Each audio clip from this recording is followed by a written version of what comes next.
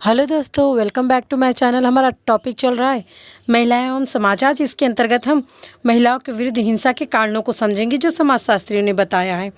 देखिए, पहले पॉइंट में समाजशास्त्री कहते हैं कि पुरुष प्रधानता। देखिए, भारत में ही नहीं बल्कि विश्व के लगभग सभी समाजों में पुरुषों की प्रधानता पाई जाती है। वह शक्ति का प्रतीक माने जाते हैं। पुरुष अपनी श्रेष्ठता, शक्ति और पुरुषत्व को स्थापित करने के लिए और कहीं ना कहीं साबित करने के लिए ही नारी पर अत्याचार करते हैं।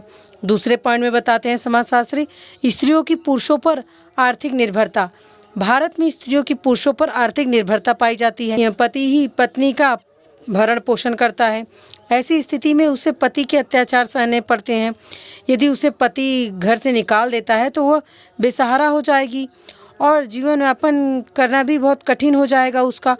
और यहाँ पे देखिए, समाजशास्त्री ने तो इतना ही पॉइंट किया, लेकिन मेरा मानना है कि समाज, जो भारतीय समाज की जो ढांचा बनाई गई है, कुछ इस तरह से बनाई गई है कि उसको मतलब एक मानसिक तरीके से अगर पति छोड़ देता है तो समाज उसे ही कहीं ना कहीं बुरा भला करने लगता है।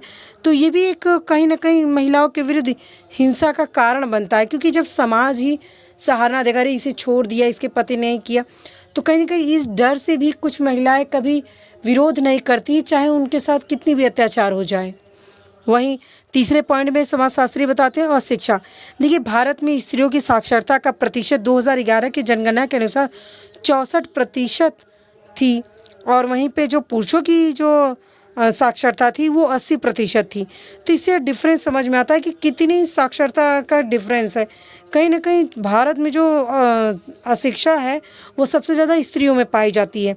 शिक्षा के अभाव के कारण महिलाएं अपने अधिकारों के प्रति जागरूक नहीं होती हैं, और वे ये भी नहीं जान पाती कि उनके हित की रक्षा के लिए कौन कौन से कानून बनाए गए हैं, उन्हें किस तरह से अपना बचाव करना चाहिए, किस तरह से जब उनके ऊपर अत्याचार होता है तो उन्हें किस तरह से उसका विरोध करना चाहिए। इससे अशिक्षा उन्हें घर की चार दीवारी तक ही कैद करके रख देती है और वह अत्याचार सहने के लिए मजबूर हो जाती हैं। चौथे पॉइंट में समाजशास्त्री बताते हैं महिलाओं के प्रति विद्वेष। देख, कई पुरुषों में महिलाओं के प्रति द्वेष की भावना भरी होती है, जिसे वे उनके प्रति अत्याचार करके शांत करते हैं। और वहीं पाँचवें पॉइंट में समाजशास्त्री बताते हैं सामाजिक कुप्रथाएं। देखिए, भारत में अनेक कुप्रथाएं प्रचलित हैं, जिनमें बाल विवाह, पर्दा प्रथा, दहेज प्रथा, विधवा पुनर्विवाह निषेध का अभाव, ये सभी क्या हैं, इन कुप्रथाओं का शिकार ज़्यादातर महिलाओं को ही होना पड़ता है, और इनसे संबंधित अत्याचार भी महिलाओं को ही झेलने पड़ते हैं। वहीं छठे पॉइंट में समाजशास्त्री बताते हैं पारिवारिक तनाव। देखिए, पारिवारिक तनाव भी महिलाओं के प्रति अत्याचार के लिए उत्तरदायी है। जब पति पत्नी के स्वभाव को सामंजस्य तरीके से मतलब एक अच्छी तरह से समझ नहीं पाती है तो विचारों में अंतर होता है, तब भी पुरुष अपने को पत्नी पर थोपने का प्रयत्न करते हैं, उसे अपने अनुकूलन बनाने के लिए बाध्य करते हैं, उनके साथ ज़ोर ज़बरदस्ती करते हैं, मारपीट करते हैं। तो ये पारिवारिक तनाव के कारण भी कहीं ना कहीं महिलाओं के विरुद्ध हिंसा होता है। वहीं सातवां पॉइंट बताते हैं समाजशास्त्री पीड़ित द्वारा भड़काना। देखिए, कभी कभार ये भी देखा गया है कि कई महिलाएं ऐसी होती हैं जो वार्तालाप करते समय ऐसे कार्यों को करती हैं जो पुरुष को अच्छे नहीं लगते हैं, या फिर पुरुष चाहता है कि वो जब कि ऐसे व्यक्ति से वार्ता ना करे जिसे वो पसंद नहीं करता है। और ऐसी स्थिति में क्या करती हैं, स्त्री नहीं अपने मनमाना करने लगती, तो ऐसी स्थिति में भी पुरुष क्रोधित होते हैं और अत्याचार करते हैं। आठवां समाजशास्त्री बताते हैं नशा। देखिए, जो पुरुष शराब पीते हैं और अन्य प्रकार के जो नशा करते हैं, नशे के दौरान भी पत्नी के भी मतलब साथ वो अत्याचार करते हैं, जैसे जब जोर जबरदस्ती करना, मतलब कई मारपीट करना, ऐसे जो कार्य हैं वो करते हैं। नौवां पॉइंट बताते हैं समाजशास्त्री अपराध के प्रति निष्क्रियता। देखिए, ऐसे क्या होता है कि जब कई बार अपराध की शिकार महिलाएं अपने प्रति किए गए अपराध को बर्दाश्त करती हैं और वे पुलिस या न्यायालय में नहीं जाती हैं, अन्य लोगों से मदद भी नहीं लेती हैं। ऐसी स्थिति में अपराध को निरंतर बढ़ावा मिलता है, उन्हें भी प्रेरणा मिलता है कि ये औरत जात तो ऐसी है ही, इसे दबाया जाए। ऐसी भावनाएं पुरुष के मन में उत्पन्न हो जाती हैं। इन सभी बातों से ये स्पष्ट हो जाता है कि महिलाओं के प्रति हिंसा को रोकने के लिए कोई ना कोई तो उपाय भी करने चाहिए। इसी तरह से समाजशास्त्रियों ने महिलाओं के प्रति हिंसा को रोकने के लिए कुछ उपाय सुझाए हैं। जैसे पहला है आश्रय की व्यवस्था करना। देखिए, सरकार और स्वयंसेवी संगठनों को ऐसी महिलाओं के लिए आवास की व्यवस्था करनी चाहिए जो पति और ससुराल वालों के अत्याचार से तंग आकर घर छोड़ना चाहती हैं। जिन महिलाओं का अपहरण किया जाता है या जिन्हें भगा कर ले लिया जाता है, वे जब पकड़ी जाती हैं तो ऐसी व्यवस्था में उनके लिए कहीं मतलब उनके साथ मारपीट किया जाता है, धमकाया जाता है, या जिनके प्रति कह सकते हैं कि दिन प्रतिदिन हिंसा हो रही है, ऐसी महिलाओं के लिए सुरक्षित स्थान स्थायी रूप से बनाया जाना चाहिए। और इसके लिए सबसे अच्छा है आश्रय की व्यवस्था करना। तो ये बहुत ज़रूरी है।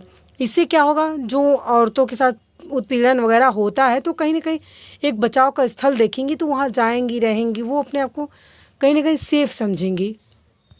दूसरा पॉइंट समाजशास्त्री बताते हैं महिलाओं के प्रति हिंसा को रोकने के लिए रोजगार की व्यवस्था। देखिए, स्त्रियों द्वारा उनके प्रति किए जाने वाली हिंसा को बर्दाश्त करने का एकमात्र कारण वो आर्थिक रूप से जो कमज़ोर होती हैं। यहाँ कई बार ऐसा भी देखा गया है कि वो बच्चों के भरण पोषण के लिए पति और ससुराल पक्ष के लोगों पर निर्भर होती हैं। तो ऐसी स्थिति में महिलाओं के लिए रोजगार और नौकरी की व्यवस्था कि अगर हो जाए तो शायद ऐसी स्थितियां ना हो, क्योंकि जब वो अपने बच्चों का और अपना पालन पोषण कर लेगी तो कहीं ना कहीं ये हिंसात्मक जो कार्य उनके साथ होते हैं तब वो उसे शायद सहन ना करे।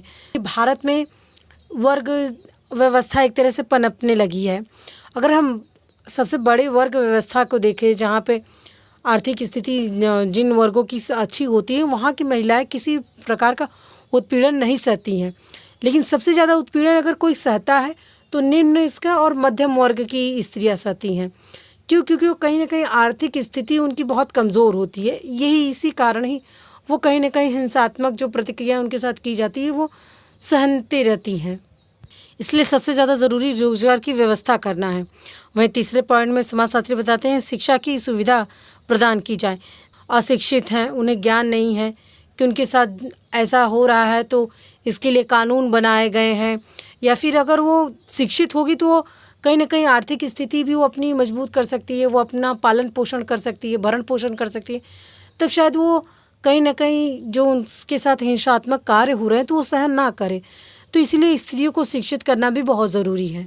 वहीं चौथे पॉइंट में समाजशास्त्री बोलते हैं दंड की व्यवस्था।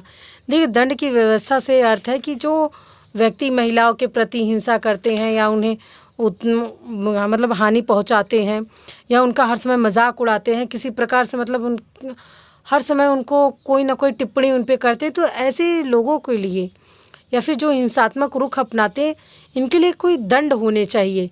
हर समय स्त्रियों को जो नीचा दिखाने की कोशिश करते हैं उनके लिए भी। तो इससे क्या होगा, कहीं ना कहीं स्त्रियों के प्रति जो हिंसा किए जाते हैं वो कम हो सकेगी। और वहीं पाँचवें पॉइंट में समाजशास्त्री बताते हैं महिलाएं न्यायालयों की स्थापना। देखिए, वैसे ज़्यादातर महिलाओं के प्रति किए गए अपराध और हिंसा की सुनवाई के लिए अलग से महिलाएं न्यायालयों की स्थापना की जाए, जिसमें अनुभवी महिलाएं न्यायाधीश हों। इससे सामान्य न्यायालयों में जाने का महिलाओं में जो भय होता है वो समाप्त हो जाएगा, क्योंकि कहीं ना कहीं जब स्त्रियां होंगी तो स्त्रियां खुल के बोल सकेंगी, आगे बढ़ के आके कि उसके साथ क्या हो रहा है। ज़्यादातर स्त्रियां इसीलिए नहीं जाती हैं कोर्ट कचहरी और पुलिस थाने, क्योंकि कहीं ना कहीं वहाँ पे पुरुषों की प्रधानता ज़्यादा होती है। तो स्त्रियां डरती हैं कि उनके साथ ऐसे अभद्र प्रश्न पूछे जाएंगे, इस तरह से बोले जाएंगे, तो उस समाज में अपने आप को कहीं ना कहीं डरी और सहमी होती है। अगर स्त्रियां न्यायालय खुल जाएंगी या स्थापना हो जाएगी तो कहीं ना कहीं ये डर, ये भय स्त्रियों के मन से निकल जाएगा।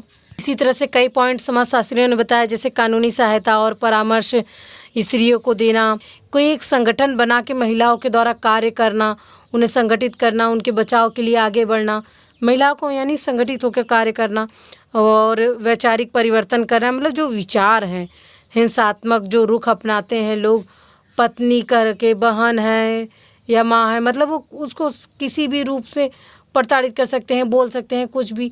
जो ये पुरुषों की जो प्रकृति है इसे कहीं ना कहीं बदलना चाहिए, विचारों द्वारा इसे परिवर्तित करना चाहिए। और एक पॉइंट समाजशास्त्रियों ने बताया है वो है वैचारिक परिवर्तन। देखिए इसके अंतर्गत क्या आता है, महिलाओं के विरुद्ध हिंसा और अपराधों को रोकने के लिए लड़कियों के माता पिता के विचारों में भी परिवर्तन लाना होगा। वे लड़कियों का बचपन से ही इस प्रकार समाजीकरण करते हैं जिसमें उन्हें पति परमेश्वर की धारणा सिखाई जाती है। उन्हें कहा जाता है कि पति के घर डोली जाती है और अर्थी से ही उसे विदा किया जाना है, मतलब वो वहाँ से अर्थी पे ही जाएगी। इस तरह से स्त्री को सहिष्णुता की जो धारणा दी जाती है कहीं ना कहीं इसे बदलना चाहिए।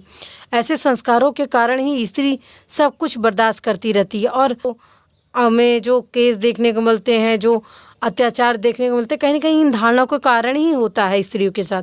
वे अपनी पुत्रियों को विवाहित और विधवा जो जिन्हें उनके पति पीटते हैं या ससुराल वाले दुर्व्यवहार करते हैं, उनकी इच्छा के विरुद्ध ससुराल में रहने के लिए जो परिवार मजबूर करते हैं, उन्हें भी सहारा देना चाहिए। वे उनके अपने घर क्यों नहीं बुला लेते। ऐसी धारणाएं उनको बनानी चाहिए कि अगर उनके बेटियों के साथ कोई भी अत्याचार हो रहा है तो खुशी खुशी जाएं, अपने लेके आएँ, उसे छोड़ें ना, उसका सहारा बने, ना कि उसे ये ताड़ना दे कि चाहे जो हो रहा है ये तुम्हारा कर्म है, ये जो हो रहा है ये तुम्हारी लिखनी है, ये सब ना कहें बल्कि उसका साथ दें।